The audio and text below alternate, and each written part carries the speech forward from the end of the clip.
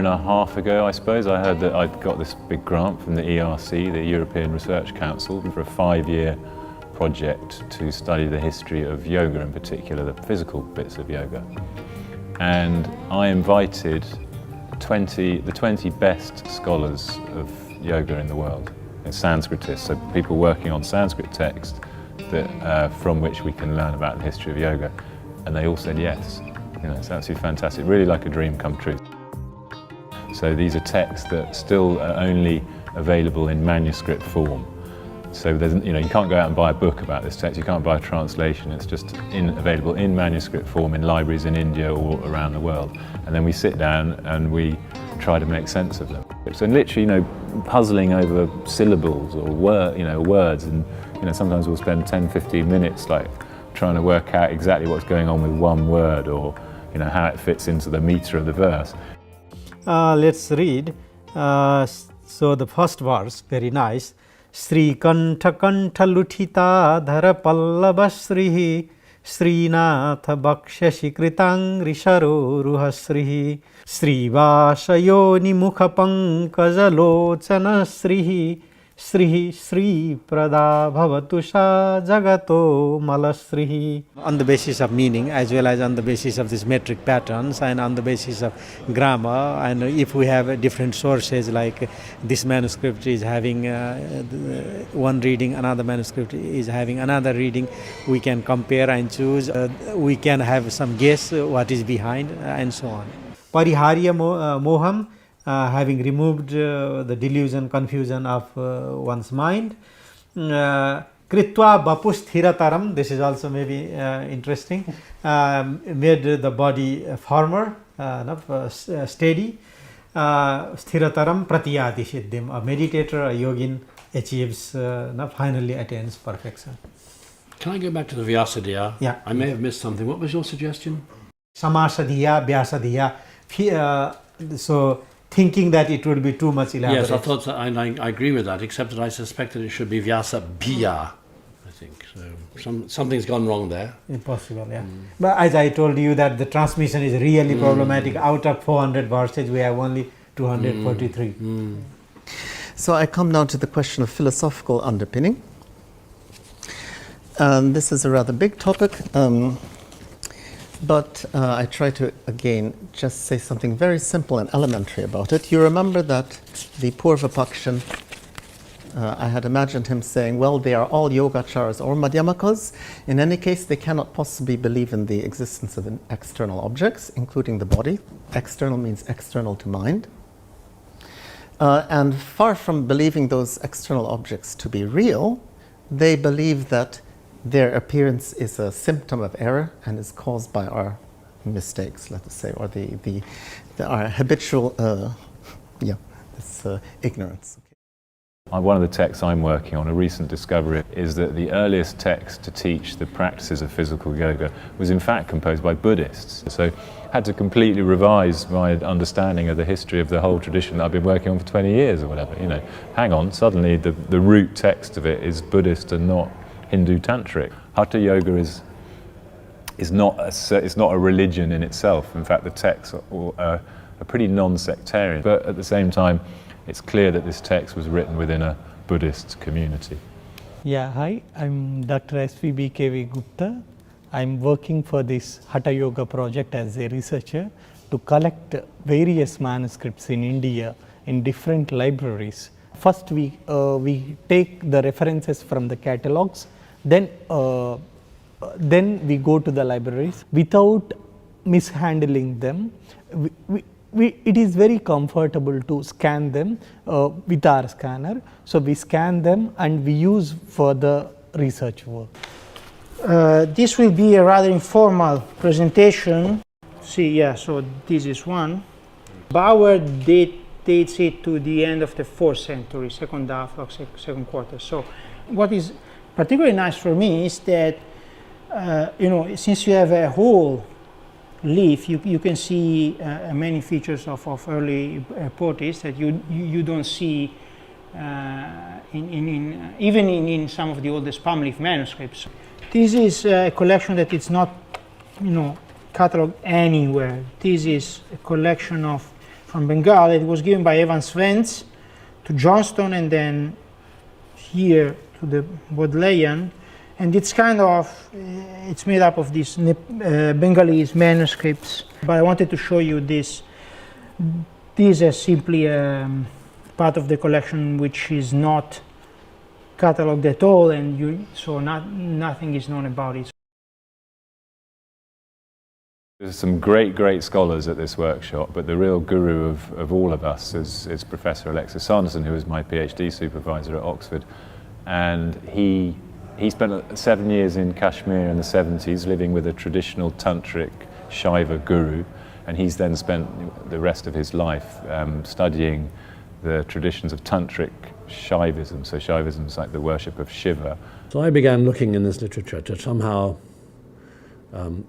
build up an understanding of the historical process which led to the traditions I was studying in Kashmir, which were late, highly sophisticated, very learned traditions which rested on a long prehistory. So I've been trying in the last 40 years to expose that history, to get some sense of how the religion developed and changed over the centuries. But there are other areas of Indian religion which have remained completely obscure, had not been looked at, and yoga is certainly one of them.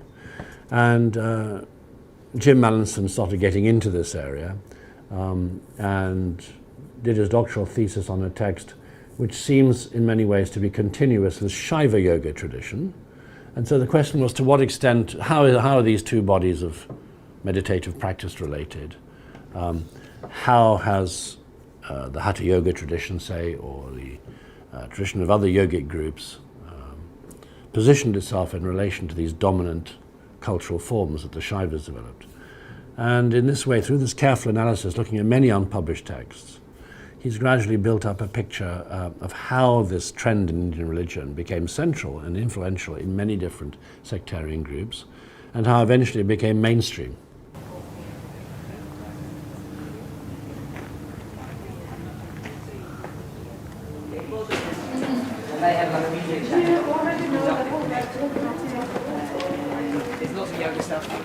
And then the rest of the text goes to each of these centers and tells the yogin what he will hear as proof of the fact that he's now penetrated this level. Of course, because the words are non-semantic, because they are onomatopoeic, the manuscripts have trouble with them. Because they're not, as it were, in the dictionary. So there are quite a few variant readings, which is a problem for a yogin who's listening out for the required sound.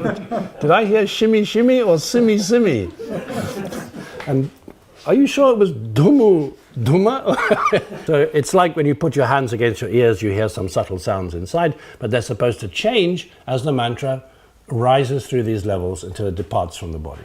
So I take the lead of the venerable feet of Abhinavagupta. Iti natra vivadbir asmabhyam asuyitavyam. I pray that the learned will not be too angry with me. I wanted to end with that because I think it does show that the tradition is undergoing constant transformation. But the sad thing is, I always feel as a student of Shaivism that in the background is something even more weird and interesting, which I can't quite reach through the texts.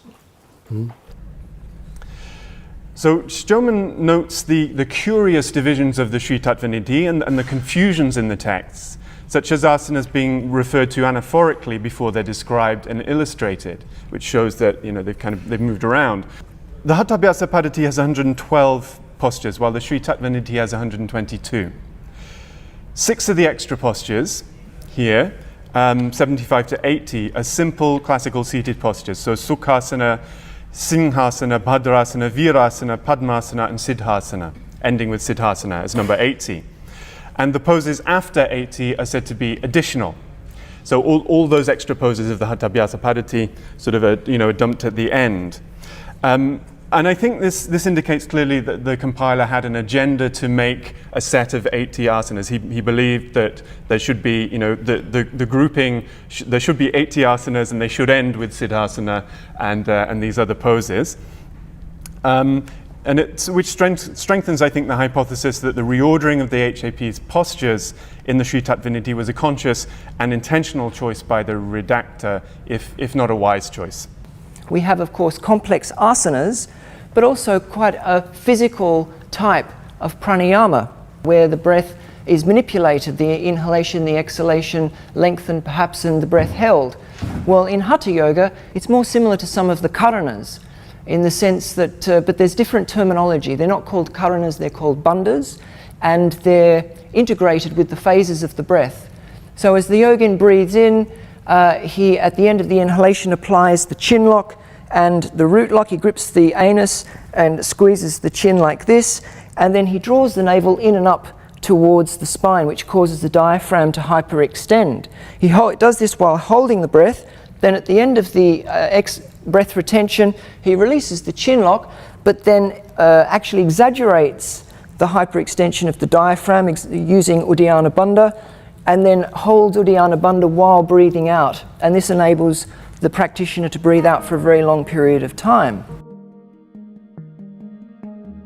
There are many forms of yoga, and very important in the history of the evolution of yoga is the Shaiva Tantras. You sit in a posture which is conducive to meditative activity, and then you concentrate on God. And there are a lot of breathing exercises, but no complicated stretching exercises. And a lot of ritual, in fact, tantric ritual involves things that you're doing really with your mind. You're not, you cultivate the divinity in your heart, which is of course not your physical heart, but this imagined heart in your yogic body. And before you project the same divinity that you will worship in an outside substrate. So there's all sorts of different approaches to these texts, to the history of yoga. For some people it's much more personal in terms of how they're going to apply these things. And for others it's maybe a more intellectual academic pursuit. But those two don't have to be in opposition. And I think for these Sanskrit intellectuals or authors themselves, this is an interesting question of, were they themselves practitioners, those who wrote these texts, or were they simply academics? I'm inclined to think that they were practitioners often themselves, based on the content and the exquisite details of these postures, some of which we saw today. You can see that a lot of this information would have only been written by somebody who had actually tried and sort of tested these things out. Yoga today is quite contested. You know, what is it? There are so many different traditions. So there's Iyengar Yoga, Ashtanga Yoga, Bikram Yoga, Shivananda Yoga, Hot Yoga, Flow Yoga, Power Yoga, all these kinds of yoga, and then there's Hatha Yoga.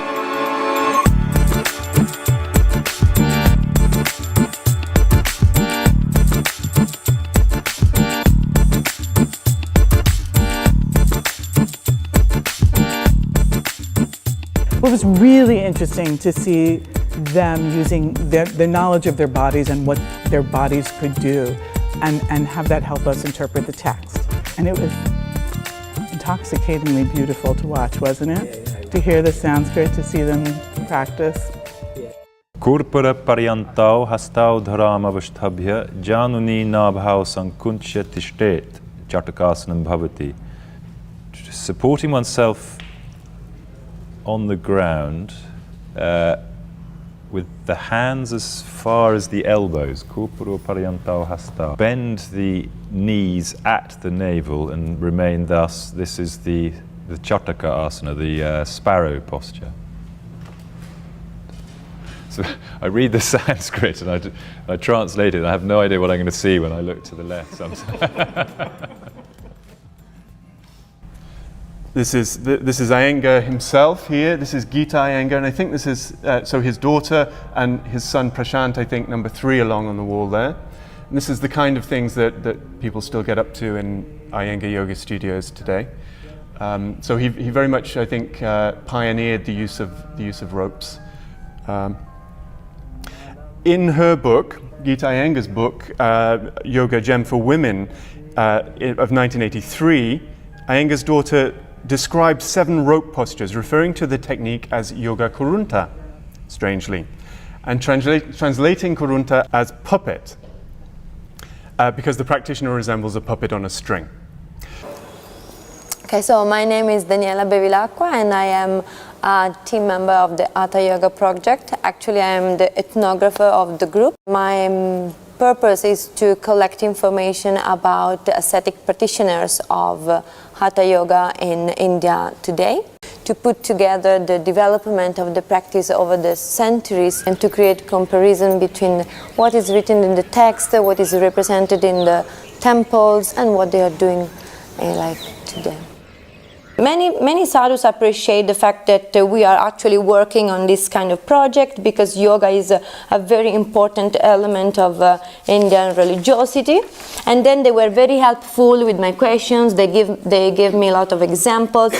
But on the other side, there were also the skeptical sadhus that don't understand this kind of research because they think, of course, for them, yoga is more a religious discipline. It's something that cannot be understood simply reading or talking about it, but has to be experienced. And so it will be a bit more difficult to get information from this kind of ascetics, but I'm quite good in that. Yeah, I mean, that's it. This is my work till now. So let's see the next time what will happen. If I will be still alive, who knows? after Kamakya, let's see. After Kamakya. Yeah, after Kamakya, it can be scary. Female victims. Oh, thank God, not a goat.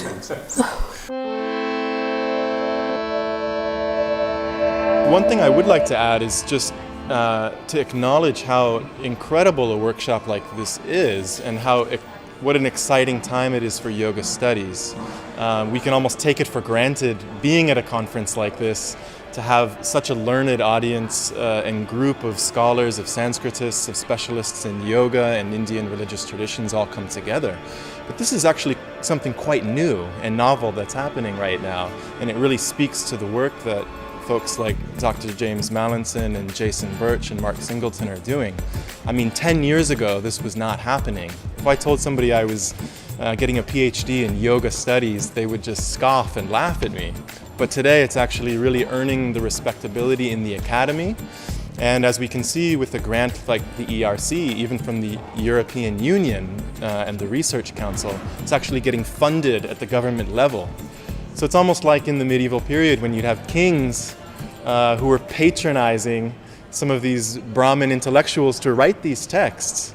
Today, the government is actually paying scholars like Jim and Jason and Mark to study, to analyze and contextualize these texts.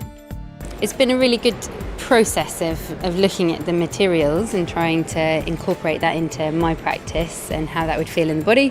Started off just reading them going, this doesn't make sense, how do you get your ear to your thingy?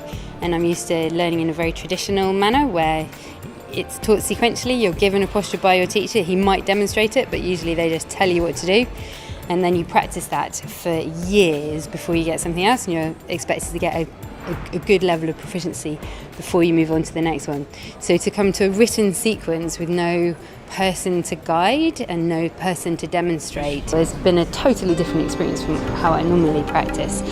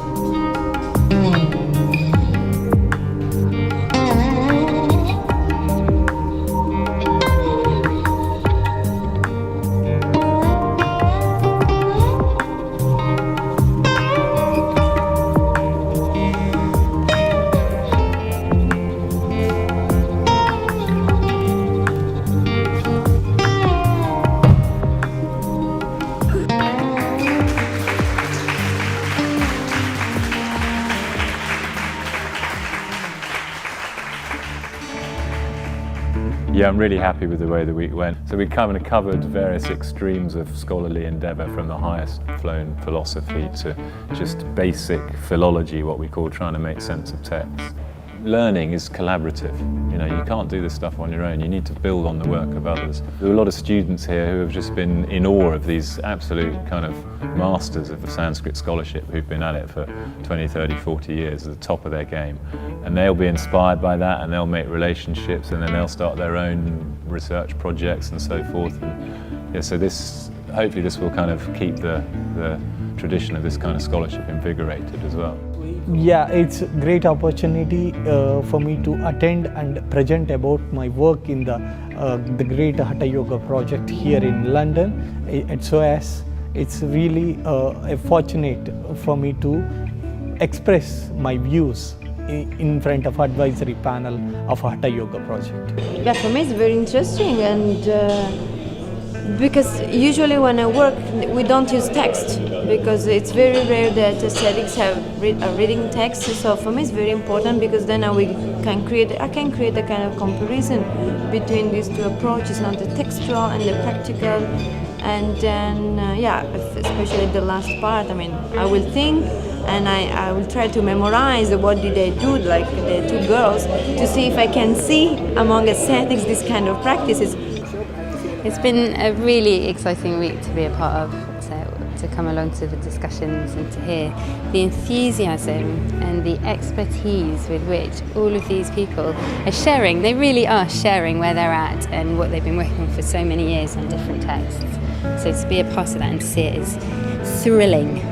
Well, the workshop is great in the sense that it might have seemed very disparate, and it might have seemed a lot of it very philological, but that's because there are so many different schools of yoga, and some of them are rather more distant from modern yoga, and what we're trying to do is examine the roots of yoga, and those are in all sorts of different traditions. So many people had to come together, and we discussed many things that seemed really, really far from the yoga that people recognize today, and I thought that it was very good. It had more spectacular moments and slightly duller moments.